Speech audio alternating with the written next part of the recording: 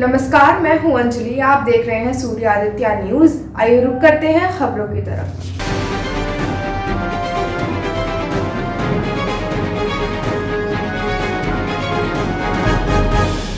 गाजियाबाद के मोदीनगर प्रत्याशी पंडित सुदय शर्मा का प्रचार करने पहुंचे जयंत चौधरी ने बीजेपी पर बोला जमकर हमला। जयंत चौधरी ने एक बार फिर गर्मी वाले बयान को लेकर योगी आदित्यनाथ पर कसा तंज।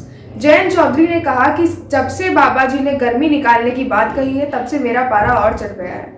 निर्माणाधीन है, बिल्डिंग खड़ी नहीं है और उसका जो है फीता काटा जा रहा है। जेवर में एयरपोर्ट, अभी भी किसानों को पूरा मुआवजा भी नहीं मिला। उनके विस्थापन के लिए तो जो वादे सरकार ने किए थे वो पूरे नहीं हुए। और आपने देखा कितना भव्य कार्यक्रम था और बीजिंग के, चाइना के एयरपोर्ट की तस्वीर लगा के पूरे जो अखबारों को पाट दिया।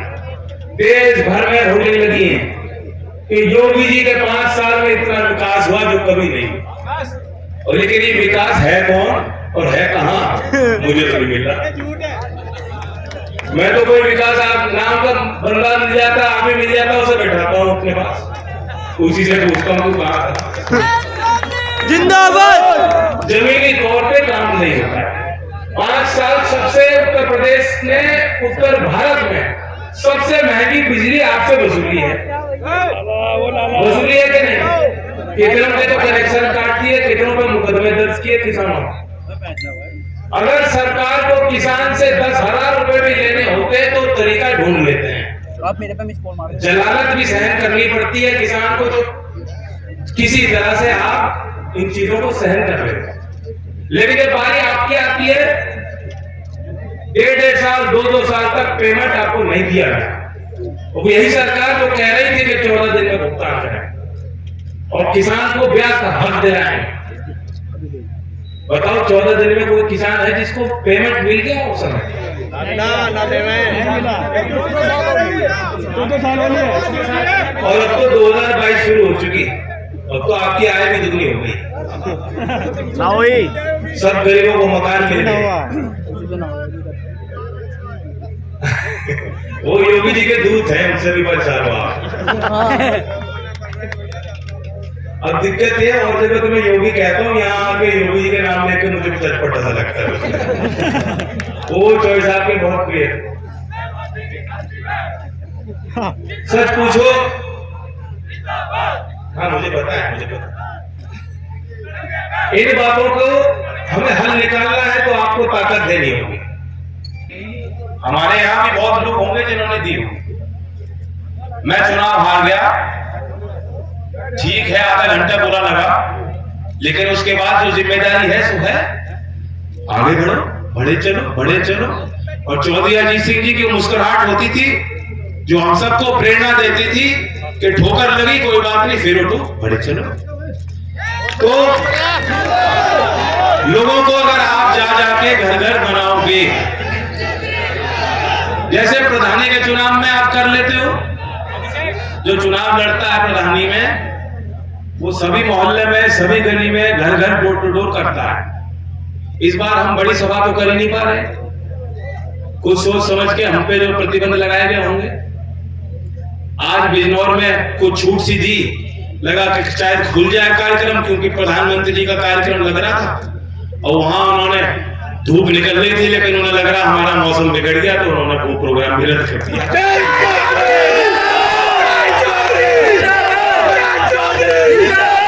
पहले चरण में भी आए नहीं वो, और उनको तो बहुत शौक है, मुझे तो लग रहा है उनको तो नींद नहीं आ रही, सोते सोते बड़बड़ा रहे होंगे कुछ ना,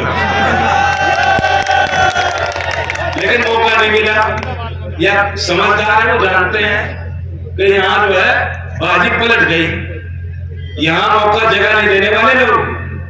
उसी बिजनौर में 5 साल पहले वो गए थे और उन्होंने घोषणा की थी कि हम चौधरी चरण सिंह जी के नाम से कि गन्ने पे किसानों को भाव नहीं मिलता और किसानों के हित और विकास के लिए एक नया कोष बनाएंगे चौधरी चरण सिंह के नाम से। और 5 साल में वो कोष तो जमीन को छोड़ो, कागज पे भी नहीं बन पाया। आज हालात ये है कि जो चीज कागज पे है उनकी आधारशिला भी नहीं रखी गई और उनके उद्घाटन हो रहे हैं। अलीगढ़ में राजा महेंद्र हो गया भाग, नहीं हुआ। और पता नहीं हिम्मत वाला आदमी फिर लड़ रहा है चुनाव, कैसे लड़ रहा है चुनाव से। जो भाजपा में भर्ती हो जाता है उनकी सारा सिस्टम खराब ही हो जाता है, वो किसी लायक नहीं बचते, तो जो सारे पुर्जे निकल के ही वापस आते हैं बाहर। लेकिन हम पे कोई फर्क नहीं पड़ा इस बात का। एक तरह से हमारे पास एक भी विधायक नहीं है, लेकिन आज देश के सभी बड़े नेताओं को आपकी पार्टी की फिक्र है और सब मान रहे हैं कि उत्तर प्रदेश में जो माहौल बना है वो हमने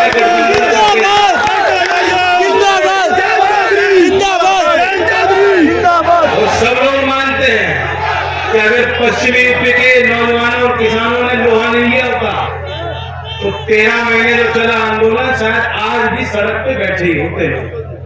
ये तो आपने निकल के ताकत दी, और वो चौधरी अजीत सिंह जी की अंतिम इच्छा थी, उनकी अंतिम क्रिया थी, और उन्होंने बहुत ताकत दी और उन्होंने मुझे भी प्रेरित किया था। मैं बताना चाहता हूं हाथरस में जो प्रकरण हुआ था, क्योंकि जब किसी भी परिवार के साथ ऐसी बीतती है उसका तमाशा नहीं बनना चाहिए।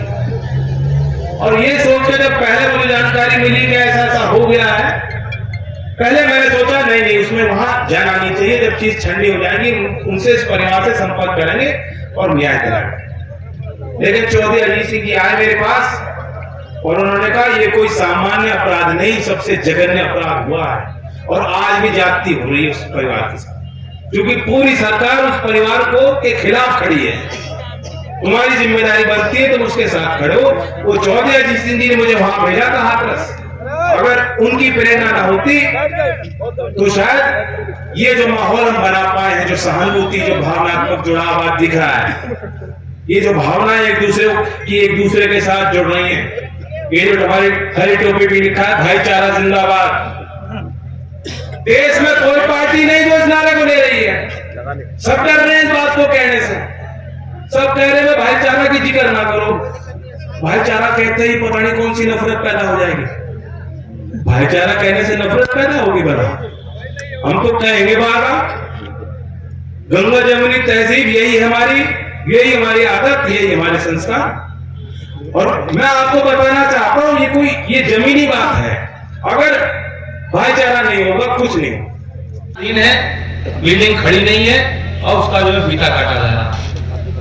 जेवर में एयरपोर्ट अभी भी किसानों को पूरा मुआवजा भी नहीं मिला, उनके विस्थापन के लिए जो वादे सरकार ने किए थे वो पूरे नहीं हुए, और आपने देखा कितना भव्य कार्यक्रम था।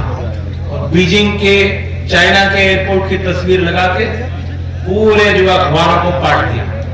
देश भर में होर्डिंग लगी है कि योगी जी के 5 साल में इतना विकास हुआ जो कभी नहीं हुआ। और लेकिन ये विकास है कौन और है कहां, मुझे तो नहीं मिल रहा। मैं तो कोई विकास नाम का बंदा मिल जाता, आदमी मिल जाता, उसे बैठाता हूं अपने पास, उसी से पूछता हूं तू कहां था। जमीनी तौर पे काम नहीं होता है। 5 साल सबसे उत्तर प्रदेश ने उत्तर भारत में सबसे महंगी बिजली आपसे वसूली है कि नहीं? कितनों के तो कनेक्शन काट दिए, कितनों पर मुकदमे दर्ज किए किसानों। अगर सरकार को किसान से 10,000 रुपए भी लेने होते हैं तो तरीका ढूंढ लेते हैं। आप मेरे पे मिस कॉल मारो। जलालत भी सहन करनी पड़ती है किसान को, जो किसी तरह से आप इन चीजों को सहन कर रहे हो। लेकिन जब बारी आपकी आती है, 1.5 साल 2 साल तक पेमेंट आपको नहीं दिया गया। और यही सरकार जो कह रही थी कि 14 दिन में भुगतान करें और किसान को ब्याज का हक दिलाएंगे। बताओ 14 दिन में कोई किसान है जिसको पेमेंट मिल गया हो समय? ना मिला ना देवे। और अब तो 2022 शुरू हो चुकी, अब तो आपकी आय भी दुगनी हो गई। सब गरीबों को मकान मिल गए।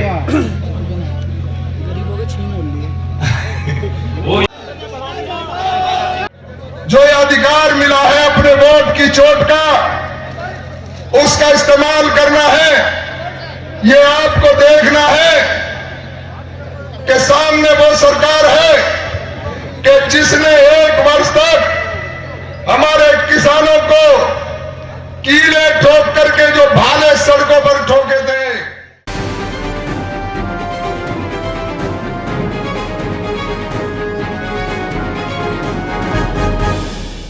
कल फिर मिलेंगे और आपको रूबरू कराएंगे हर चुनावी खबर से। हमारी खबरों को लाइक, शेयर और सब्सक्राइब करें। नमस्कार।